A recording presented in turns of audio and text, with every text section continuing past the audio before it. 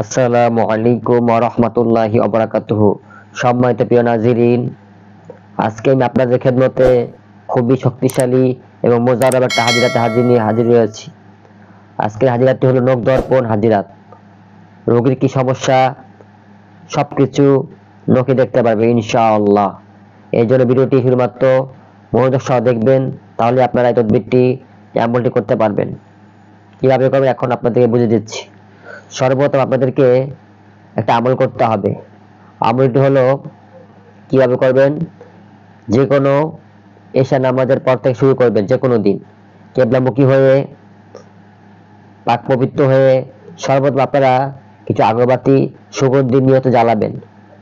তারপর আপনারা কেবলামুখী হয়ে প্রথমে 11 বার দুরূদ শরীফ পড়বেন।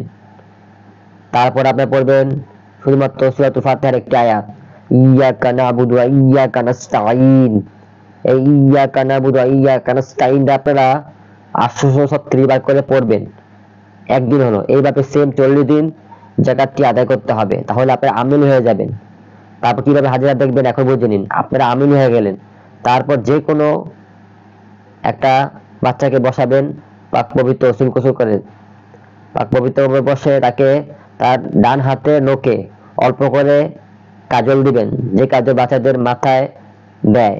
ওই কাজল দিয়ে তারপর কিছু আতর মাখবেন ওই কাজল দেওয়ার উপরে। তারপর শুধুমাত্র বাচ্চা তাকিয়ে থাকবে, আর আপনি যে আমলটি করবেন আমিল, সে শুধুমাত্র 11 বার দুরূদ শরীফ পড়বে এবং 41 বার ইয়াকা নাবুদু ওয়া ইয়াকা নাস্তাঈন এই আয়াতটা পড়ে দম দেবে ইনশাআল্লাহ।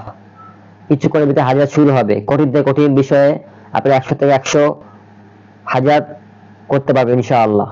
তাহলে আমলটি করুন, খুবই মজার একটা হাজিরাত আপনারা দিলাম। আপনারা আমল করে ফায়দা পেলে আমাদের দোয়া করবেন, চ্যানেলটি বেশি বেশি শেয়ার করে দিবেন এবং সাবস্ক্রাইব করে পাশে থাকবেন। আসসালামু আলাইকুম ওয়া রাহমাতুল্লাহি ওয়া বারাকাতুহু।